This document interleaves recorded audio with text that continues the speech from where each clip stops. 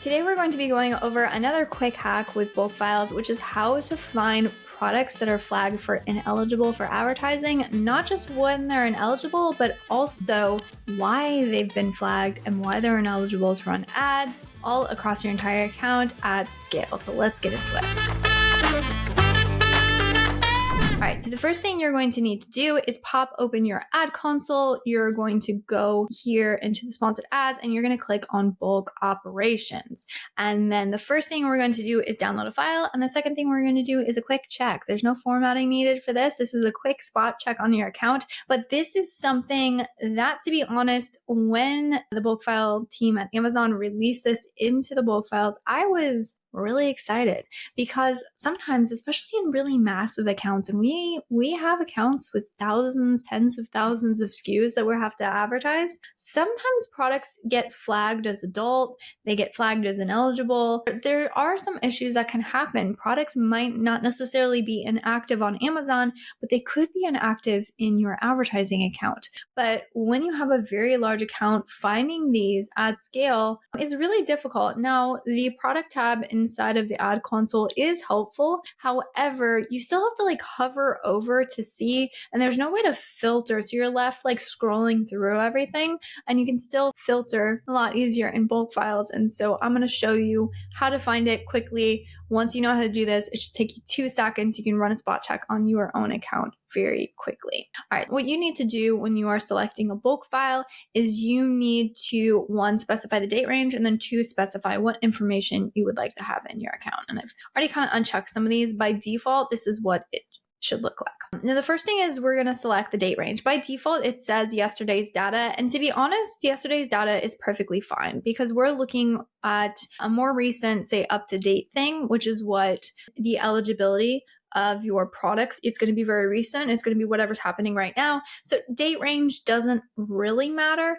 If you would like to see also sort of the performance metrics of those products, so for example, you wanted to evaluate what products are flagged and then also see what was their historical ad performance, then you might want to select, say, a 30-day date range, which is going to be in the file that I'm going to show you. And I'll come walk you through looking through that. Now, the other thing you want to do is check campaign items with 0 impressions. That's very important. And then there are certain things, if you want to leave them out, that's perfectly fine. So the only ad type that has this information in the bulk file is the sponsored product ads. This is not applicable to sponsored brands or sponsored display ads. So if you want, you can uncheck all of these other items and then just leave the sponsored product ads. That would work just as well. You can leave the other ad types. It's just going to make your file a little bit bigger. And sometimes just for speed and for manageability, it's helpful to just condense the information in the spreadsheet. But either way, once you've selected, again, the date range you want, and you've selected what information, you're going to click Create Spreadsheet for Download. It is going to appear down here,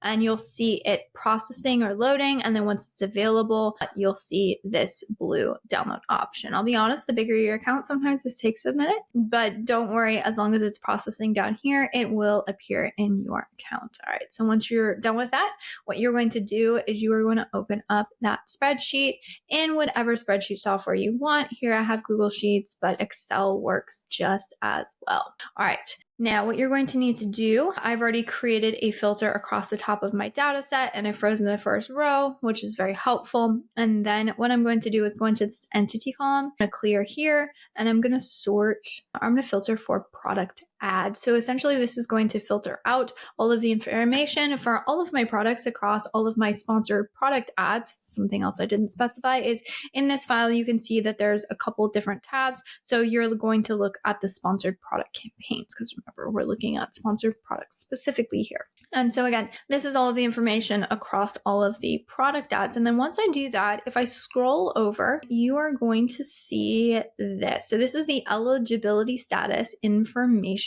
only.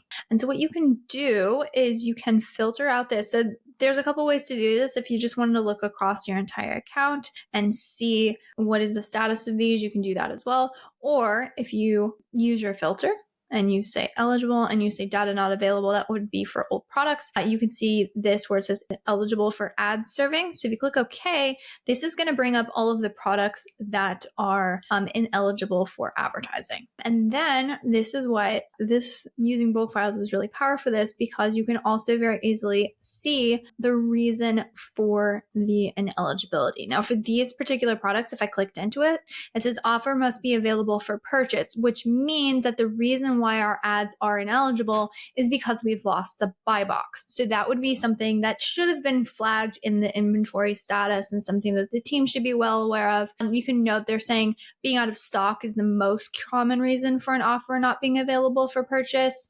Review the information in your product inventory, so you would want to look at that. However, there are other reasons for ineligibility that are not necessarily an inventory issue or an issue with the buy box, and that's where this report can be very handy. So you can see one of the things that will appear there is say product is ineligible for advertising, and that is the one for some reason Amazon has flagged your product as not following sort of the guidelines for availability, or the guidelines for products that they deem okay for you to advertise on. And oftentimes that is an error, like the product got flagged as adult or put in an category. And so that is something you will have to open up a support ticket and get that corrected, but at least you can find it. Because like I said, oftentimes these checks are done only after you notice like all of a sudden sales suddenly dip significantly for the product, and then you go investigate. Just simply by downloading this file and then analyzing it,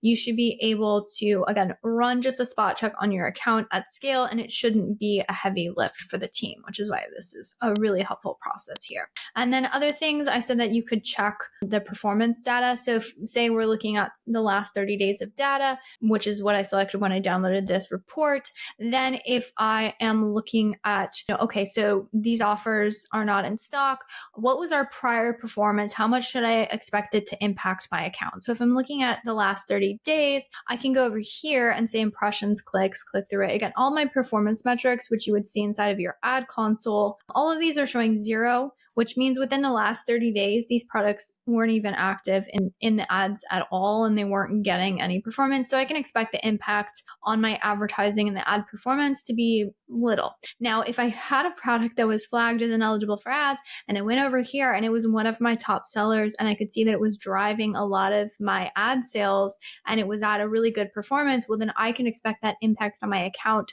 to be quite significant, which is why it's also helpful to kind of understand and know how to check the performance metrics of the products as well. And that's it for that one. I told you it would be really quick. You don't need any uploads for this. It's just a quick spot check. But if you're trying to figure out a way to be able to check these things at your account at scale, bulk files are definitely going to be your answer here. If you got any questions, leave them in the comments. Or if you got something else that you're trying to figure out how to do and it takes you a long time, drop that in the comments as well. We'll see if we can get you a bulk file tip.